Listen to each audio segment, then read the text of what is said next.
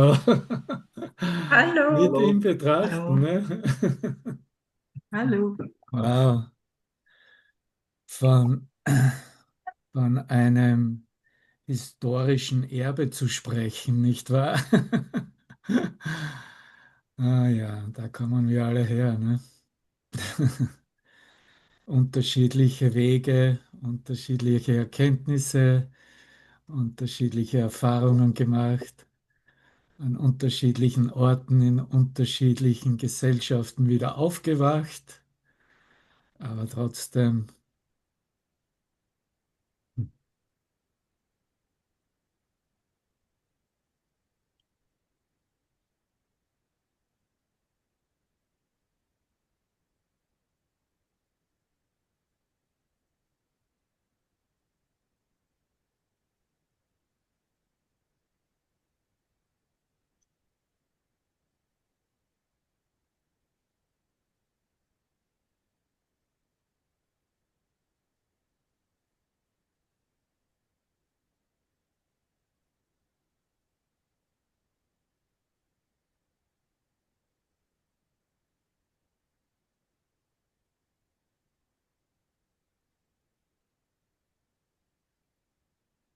okay.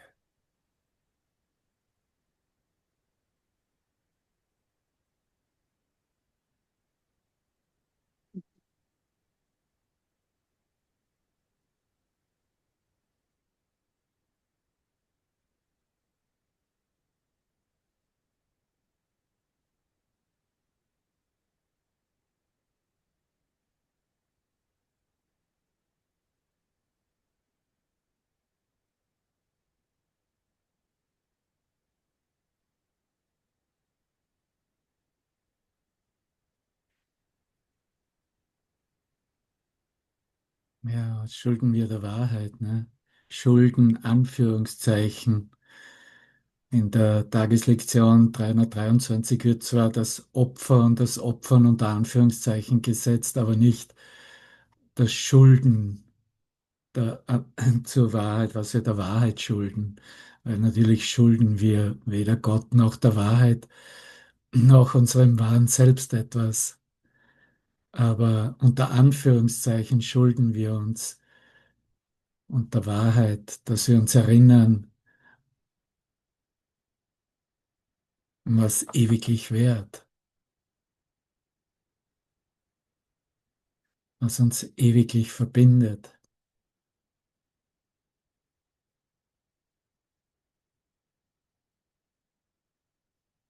was unveränderlich ist und unveränderbar und auch nicht verändert wurde.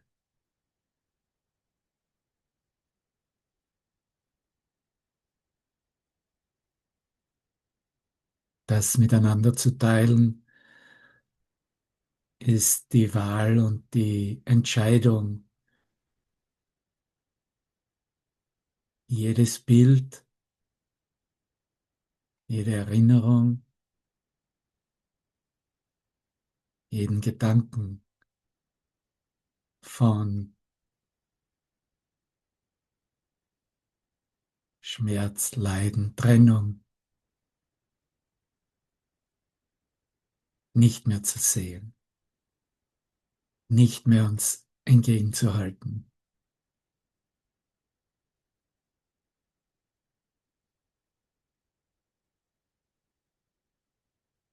nicht mehr für uns selbst wirklich zu halten.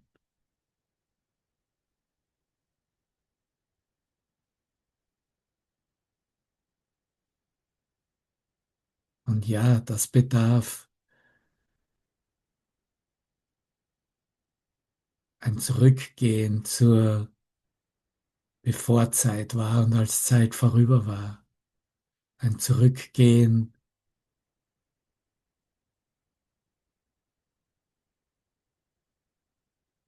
zum Ausgangspunkt, zur Ursache unseres Erfahrens.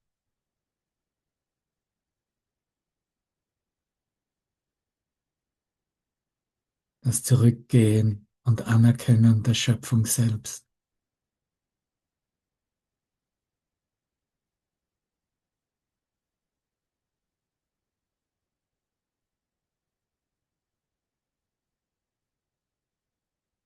Und wenn wir das ehrlich meinen für uns,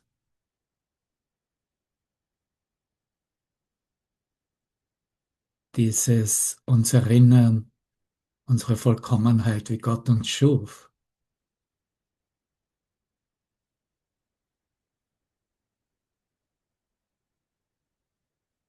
dann sind wir auch gewillt, mit Anweisungen,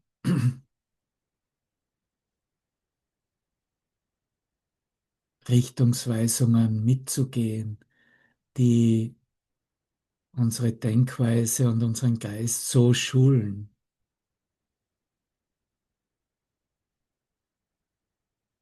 dass tatsächlich gar nichts mehr gesehen werden kann, außer das, was uns ewig verbindet.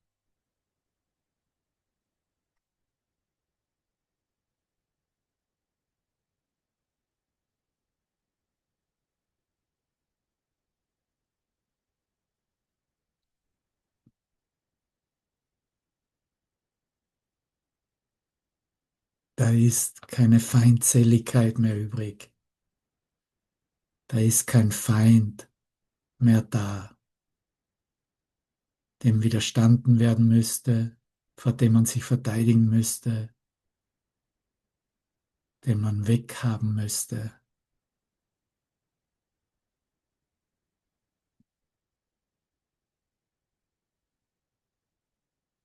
Da ist nur das Freudvolle, uns erinnern, dass wir die lange Reise zurück nach Hause,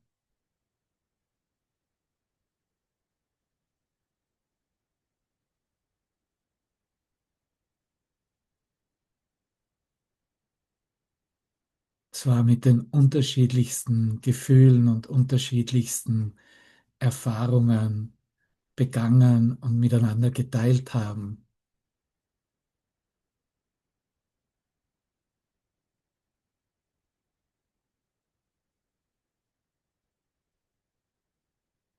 aber dass wir gewillt sind, Demonstration zu sein,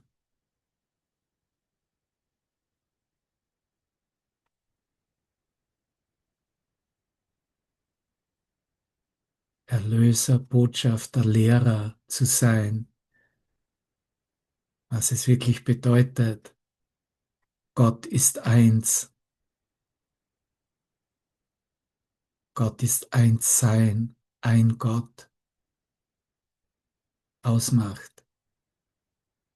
Das machte durch alle Zeit den Unterschied.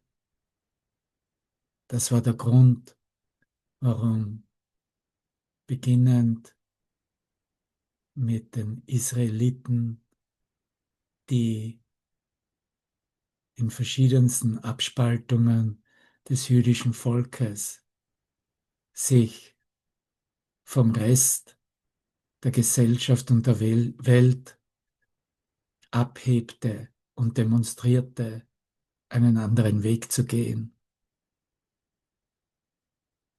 Es war diese Demonstration der Erkenntnis und der Erfahrung, dass da nicht zwei da sind, dass Gott nicht wirklich zwei Köpfe hat oder mehrere.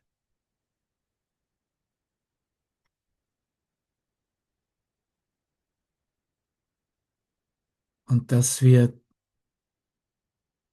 dazu Rituale gewählt haben und uns Teil davon machten, ist ja irgendwie verständlich, weil es ging ja, die Gesellschaft zusammenzuhalten. Der Geist war noch nicht so weit zu sehen, dass nur das eine Selbst, nur mein eigenes Selbst hier ist und gesehen werden kann.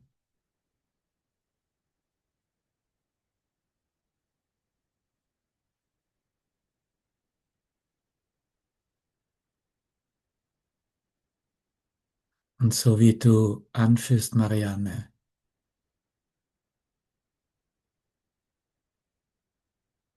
dieses darin stehen bleiben und verankert sein im gegenwärtigen Moment, in der Zeitlosigkeit.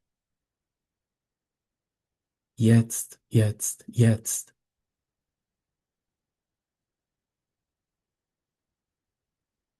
Konnte nur durch die Erkenntnis und Erfahrung dieses Einsseins mit Gott erkannt werden.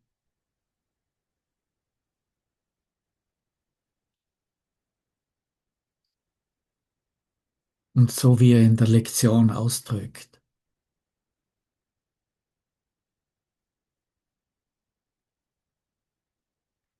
dafür schulden wir sozusagen uns einander und wenn wir es so haben wollen, der Wahrheit, dass wir alles andere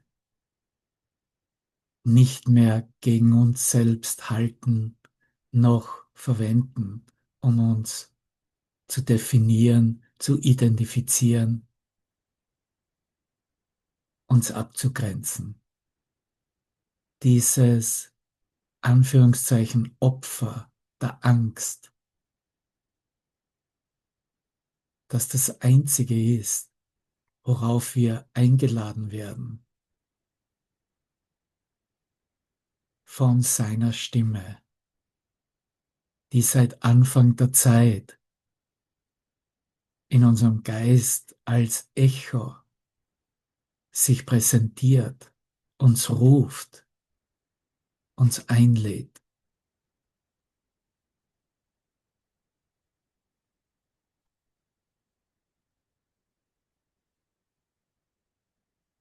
Ist alles Leiden, jedes Empfinden von Verlust und Traurigkeit, jede Angst, jeden Zweifel aufzugeben und seine Liebe, Gottes Liebe,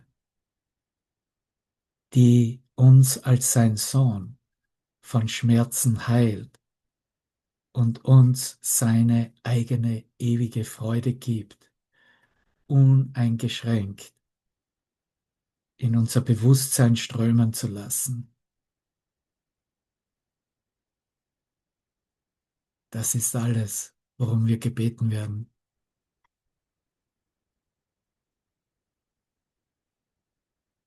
Das ist der Punkt, an dem wir ganz bewusst uns abwenden vom Angriffsdenken,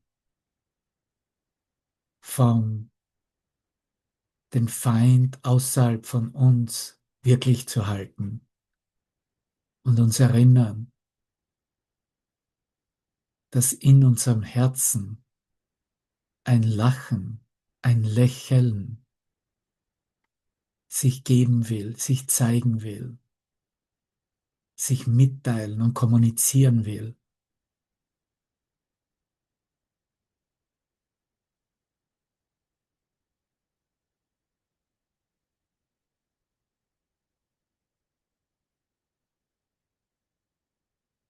Dass das Resultat ist dieser Bezahlung, dieses Preises, dieses Aufgebens, der Unwürdigkeit des Selbstkonzeptes zur Wiederherstellung der Erinnerung,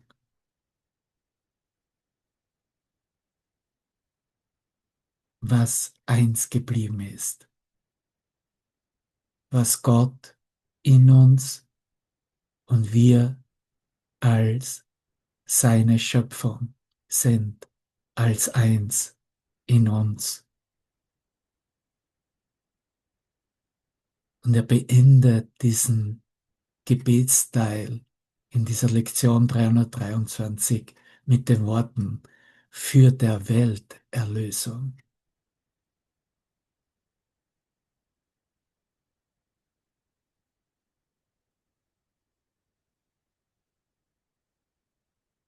Meine Erlösung ist die Erlösung der Welt.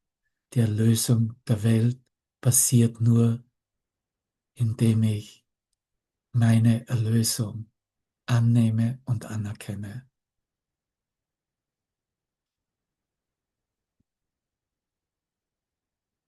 Er beschreibt dieses Anführungszeichen der Wahrheit schulden, dass dies lediglich ein Loslassen all dieser Selbsttäuschungen ist.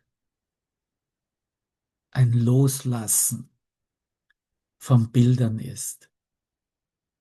Bilder, die wir fälschlich angebetet haben. Bilder, die wir außerhalb von uns brauchten, damit wir unsere falsche Existenz als Persönlichkeit, als Körperlichkeit weiterhin glaubhaft machen können, weiterhin demonstrieren konnten, weiterhin wirklich halten konnten.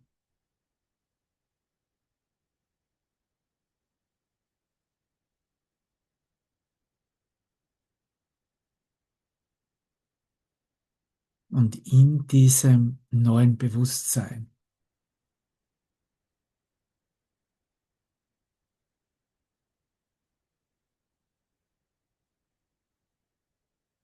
kehrt die Wahrheit wieder in Ganzheit und in Freude zu uns zurück.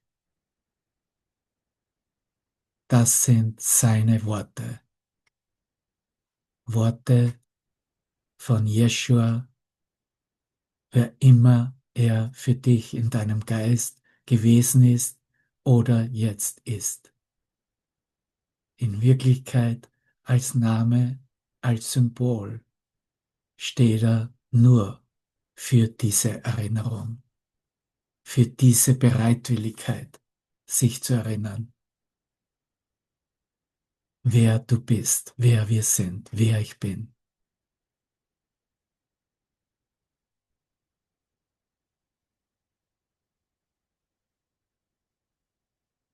Nun ist die Liebe wieder in unser Bewusstsein zurückgekehrt. Wir sind wieder in Frieden, denn die Angst ist vergangen, nur die Liebe blieb. Das ist, was Schöpfung in Ausdehnung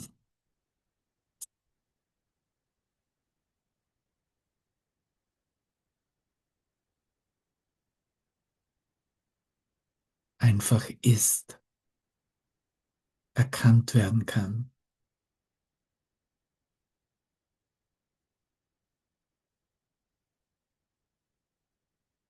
Es ist ganz großartig, auch in der Anleitung zu Beginn diese Sätze und Worte zu reflektieren, wo er klarstellt, dass nur diese Liebe, die Liebe Gottes, erschafft und nur wie sich selbst. Es ist nicht zu etwas anderem geworden.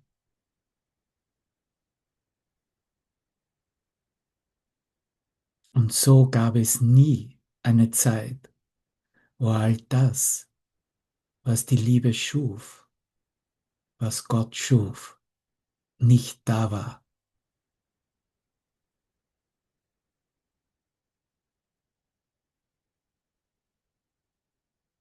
Dies zu erkennen, zu realisieren, ist dein Freisein.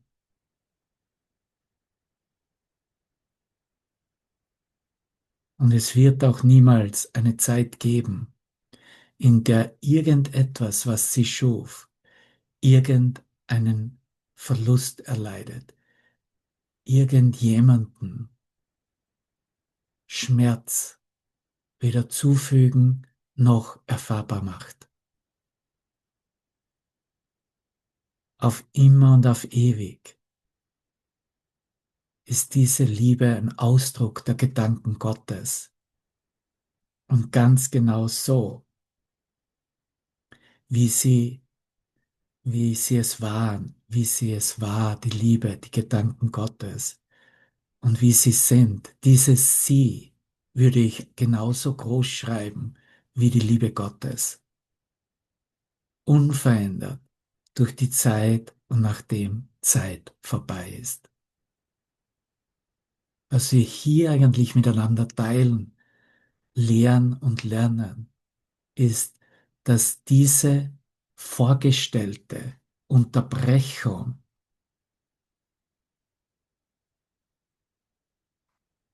eine Unterbrechung in Erinnerung nicht möglich ist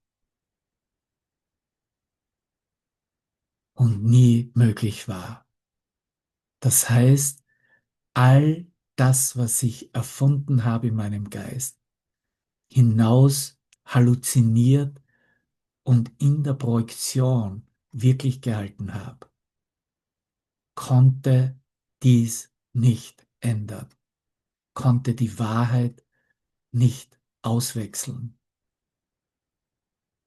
Ich habe keine andere Wahl, als diese begrenzte Projektionsgedanken zurückzunehmen, neu auszurichten,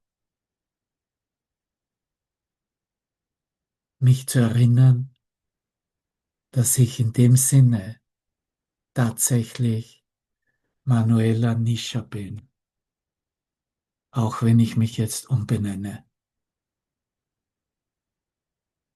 Und so auch du. Normalerweise schreibt mir jemand im Chat, wenn ich mich noch nicht umbenannt habe.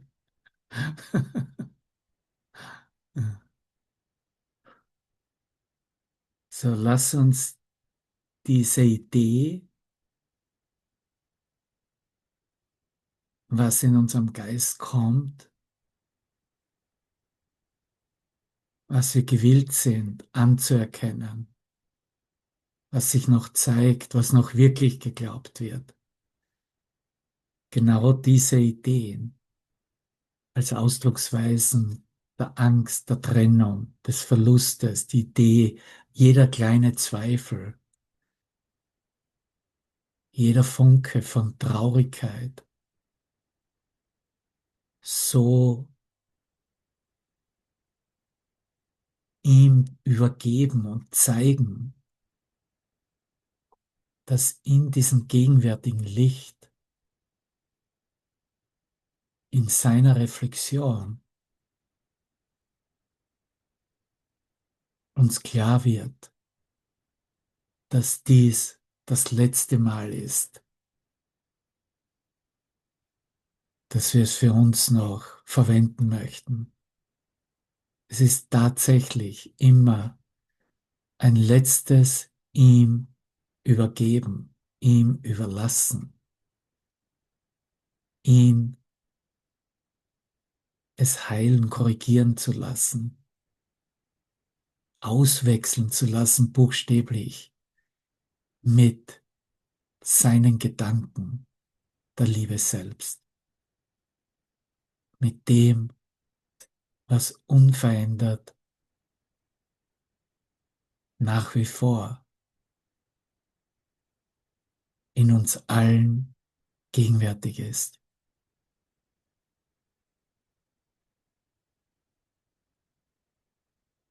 Und wenn wir uns einen Moment der Stille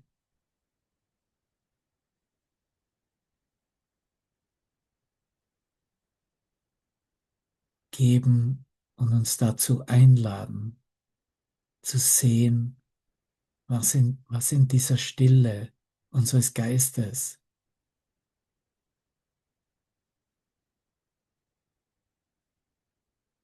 sich noch zeigt und aufsteigt. Dies ist ein Raum in unserem Geist, den wir miteinander teilen, den wir nutzen können, um uns von jeder Begrenzung unserer Denkweise zu verabschieden.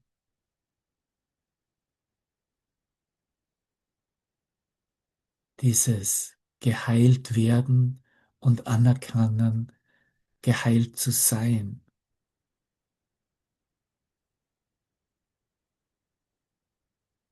in den Vordergrund bringen unseres Gewahrseins.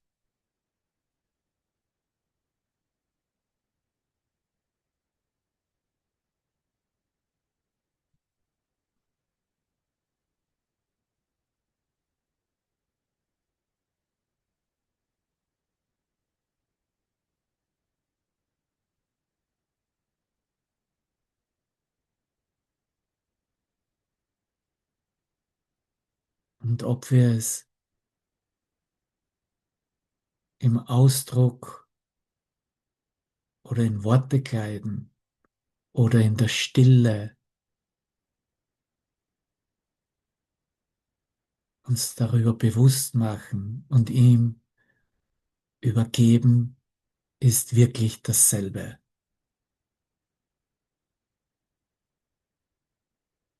Es ist bloß, dass es oft hilfreich ist, wenn wir uns in einem menschlichen Ausdruck darin exponieren, zeigen, vermitteln, mitteilen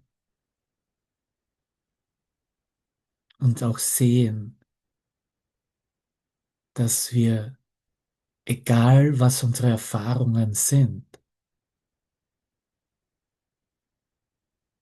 von dem, was Bruder ausmacht, was die Sohnschaft reflektiert in unserem Geist, willkommen sind, empfangen werden, buchstäblich aufgefangen werden.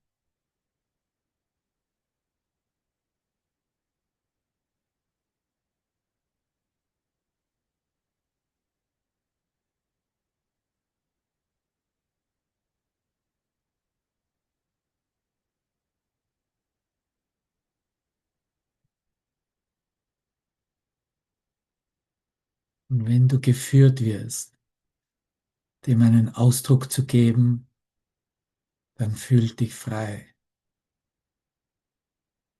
Wenn du das Gespür hast, dass du es in dieser Lichtfrequenz einfach nur als Gedanke in deinem Geist loslässt, ihn übergibst, so wisse, dass wir mit dir sind, dass jeder diese Aktion in seinem Geist ebenso vollbringt.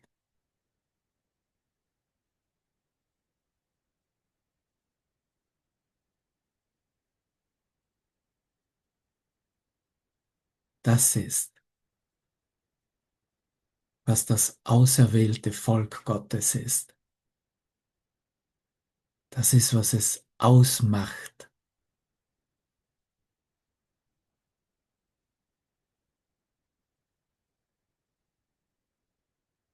anzunehmen und zuzustimmen, seine vollkommene Schöpfung zu sein und sie würdig zu vertreten. Es hat nichts mit Erscheinungen in der Welt zu tun. Es hat nichts mit Bildern von einem Volk unter vielen Völkern zu tun. Er spricht dieses Wort, diese Stimme Gottes, spricht von einem Geist als Ausdehnung von Gottes Geist. Da gibt es keine Unterschiede noch Gegensätze.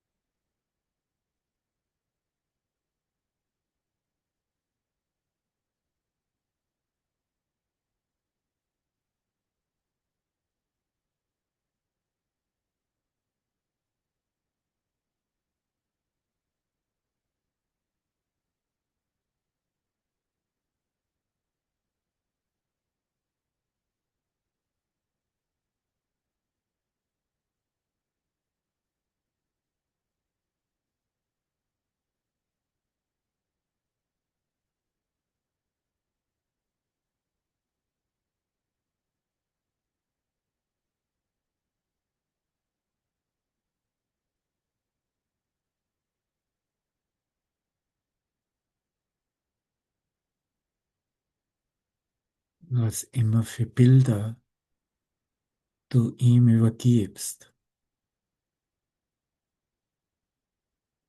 buchstäblich loslässt für alle Zeit. Erinnere dich, dass wir mit einem Lächeln, mit einem Lachen nach Hause gingen, dass uns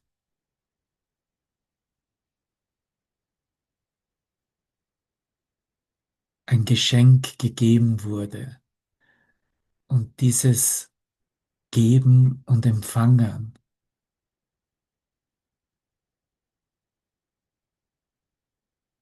der Geschenke, die tatsächlich die eine Gabe Gottes repräsentieren, ist auch unsere Wahl, es zu feiern,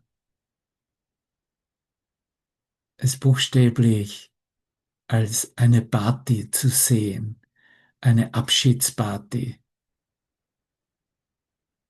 Früher haben wir halt die Sektgläser und die Sektflaschen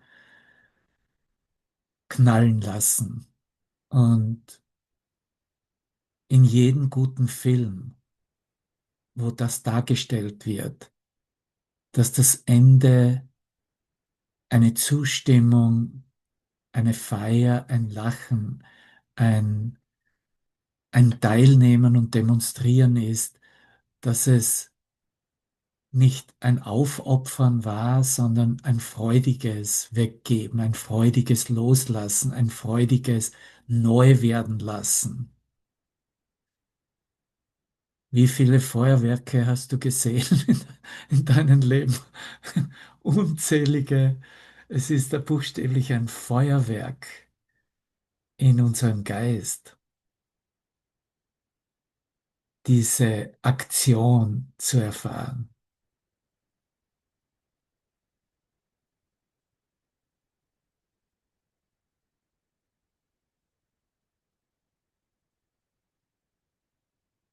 Das Wunderbare am Feuerwerken ist, wenn du es dir genau betrachtest, der Überraschungseffekt. Du hast das Gefühl, oh mein Gott, das ist für mich. Es wurde für dich aufgestellt und die Knallkörper abgeschossen und jede Rakete zeigt dir einen anderen Aspekt deines feiernden Geistes. Und so lässt du dich überraschen von diesem Effekt, wie sich das Licht neu präsentiert. Das ist, was uns so freudig stimmt.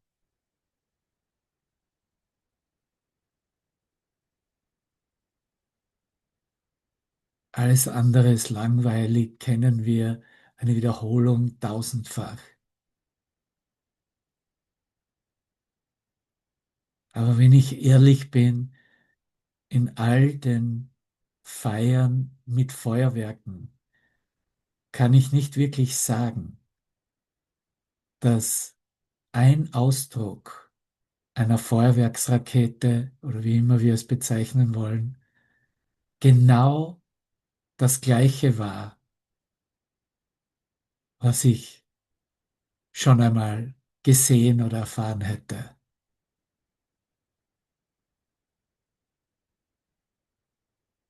Es ist absolut einzigartig, was wir jetzt erfahren in diesem Prozess oder in dieser Aktion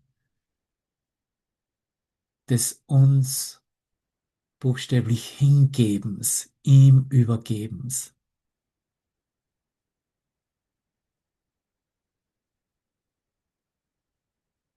Und diese Einzigartigkeit ist die Entsprechung des wundergesinnten Geistes.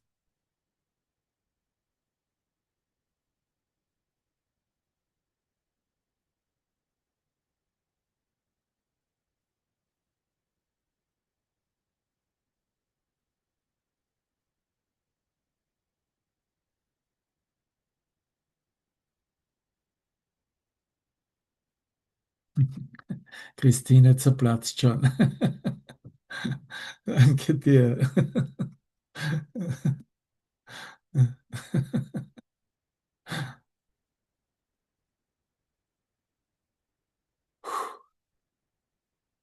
Jawohl, danke. Ja, da kann ich auch Danke sagen für die Stille im Geist, für den Frieden im Geist, wo dann auch das Opfern aufhört. Da gibt es sowas nicht mehr.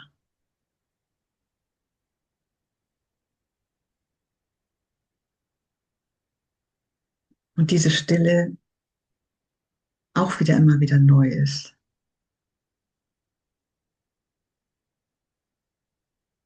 Ja, danke. Ja, es ist interessant, danke Britta, dass dieses Loslassen gar nicht unterschiedlich ist von Zulassen. Ne? Ich lasse los von einem Bild, einer Entsprechung, einem Gedanken und in Wirklichkeit lasse ich das Ganze zu, lasse ich das zu, was mir wieder zeigt, was bereits verbunden ist und sich erkennt als eins.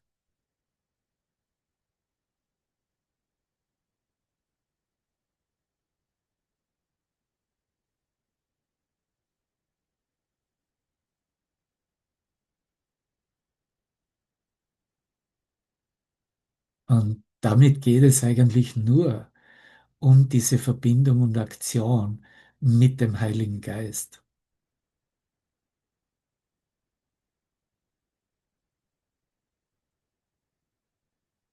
Es ist eine immense Spanne, ne? So wie er in der gestrigen Lektion lehrte, dieses alles, was geopfert werden kann, sind Illusionen. Ne? Und jetzt mag ich vielleicht hergehen und ich habe das irgendwie als Beispiel auch mit der gestrigen Lektion auf Spanisch geteilt, dass ich, okay, wenn ich jetzt weniger Eiscreme kaufe und esse, na, dann bin ich näher am Himmelreich und zu meinem Erwachen. Ne? Und das wäre ein so ganz kleines Bild, wie kann ich mich aufopfern, um da anzukommen, wo ich wirklich sein möchte. Ne? Und was wir da alles im persönlichen Bereich versucht haben, aufzugeben, aufzuopfern, ne? Es ist natürlich eine Liste ohne Ende.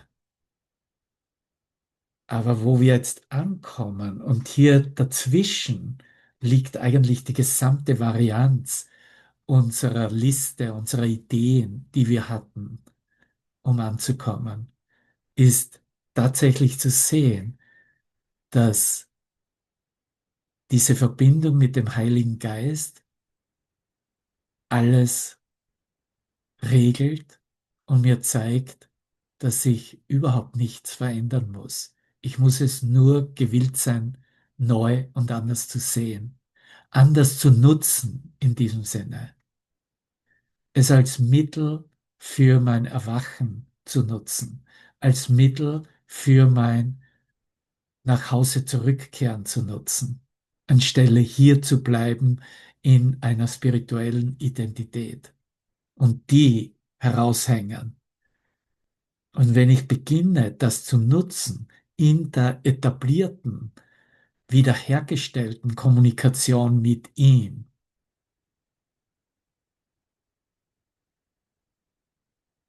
dann wissen wir ganz genau, dass Veränderungen auf dieser Wahrnehmungsebene absolut nichts damit zu tun haben, mit unserem Freisein, mit unserem Erkennen des Einsseins.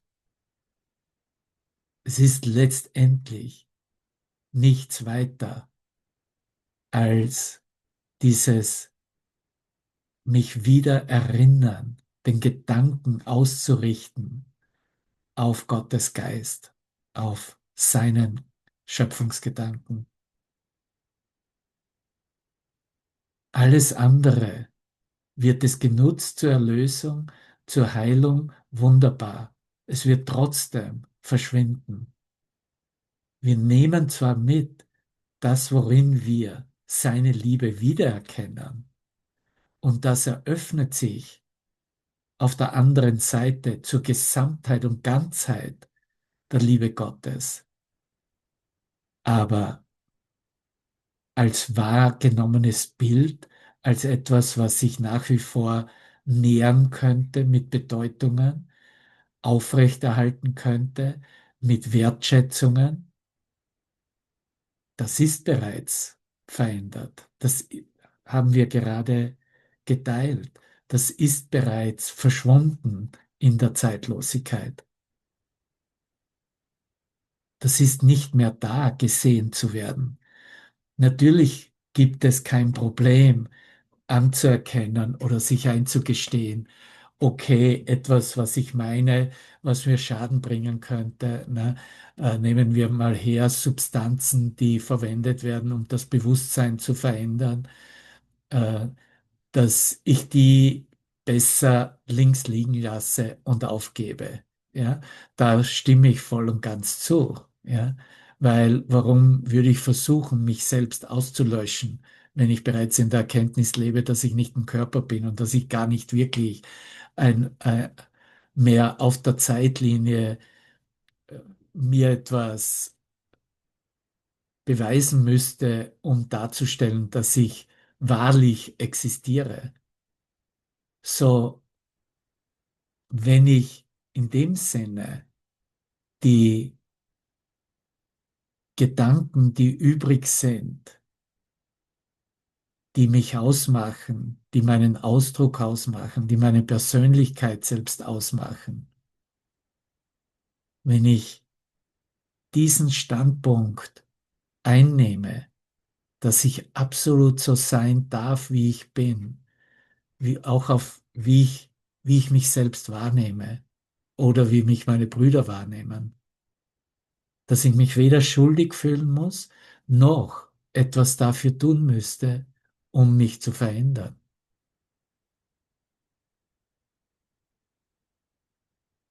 So wird dieses Bild mit Licht ausgefüllt. So, auf der einen Seite habe ich Entsprechungen von, sagen wir mal so, wo noch Bedeutungen da sind, dass sie das Licht begrenzt, der Deckel auf den vertikal ausgerichteten Geist, sagen wir mal so, dass den Deckel drauf hält, damit das Licht noch contained,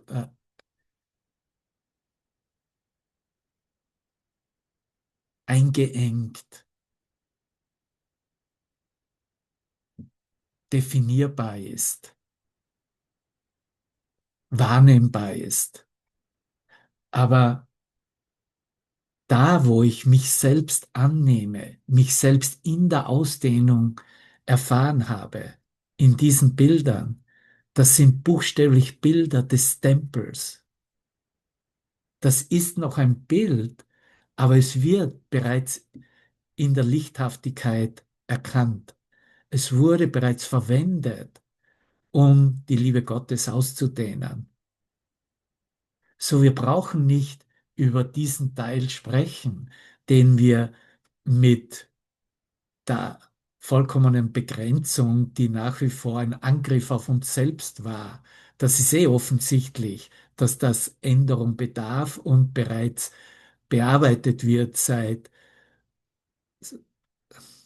wir um Hilfe bitten. Aber die Teile, die Bilder, in denen das Licht durchdringt und das Licht eine Ausdehnung fand, das sind die Tempel, die Altarbilder, möchte ich mal sagen.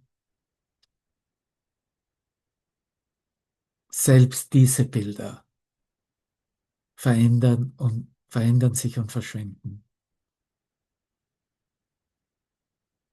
Und alles, was die Einladung ist, das ist die Stimme des Heiligen Geistes. Das ist Jesus in der Stimme des Kurs in Wundern. ist die Einladung, finde es in dir, ohne eine Entsprechung von Bildhaftigkeit. Finde es in dir und wandle es so um, dehne es aus, gib es als das weiter, was die Unveränderlichkeit und Unveränderbarkeit des Inhaltes, der Ursache des Tempels, das Fundament des Tempels darstellt. Das Fundament des Tempels ist nicht wahrnehmbar. Das Fundament des Tempels ist genau das, was du hören kannst, wenn du die Frage dir von ihm beantworten lässt, was ist die Schöpfung? Das ist das Fundament des Tempels. Selbst zu diesem Tempel muss ich ein Ja geben können, dass er verschwindet im Erscheinungsbild, weil es trotzdem Teil der Wahrnehmung war. Schöpfung, du erschaffender Geist in Ausdehnung, ist nicht wirklich Teil der Wahrnehmung. Es ist einzig Teil der Erkenntnis deines dich ausdehnenden Denkens mit ihm, deines Seins als er, als Gott selbst, als sie großgeschrieben, als es großgeschrieben.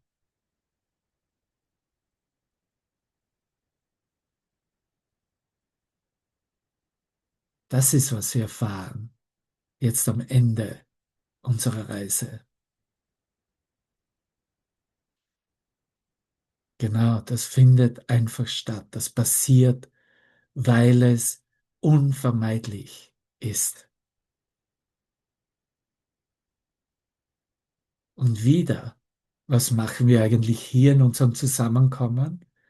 Wir teilen unsere Erfahrungen und wir machen uns bereit dafür, dass es in Ordnung ist, dass es annehmbar ist, wenn die Welt selbst in den lichthaften Tempel-Altarbildern verschwindet.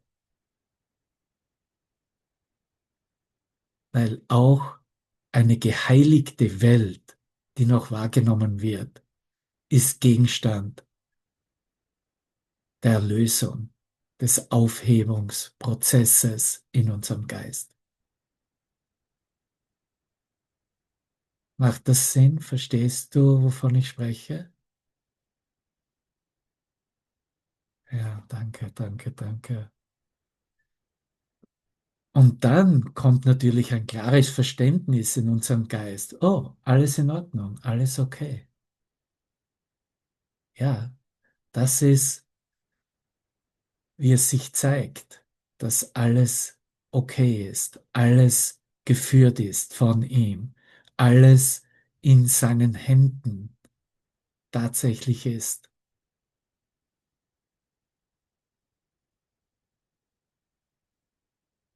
Wir können nicht nach Hause gehen und einen LKW anmieten, um unsere Sachen darin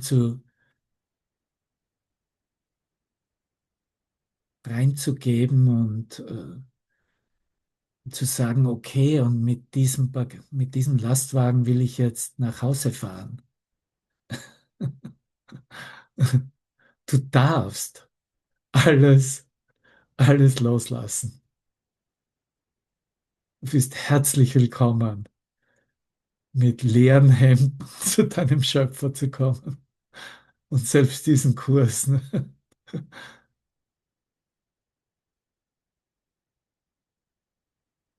übersetzen zu lassen als der Gedanke, der in dir als du nicht verloren geht.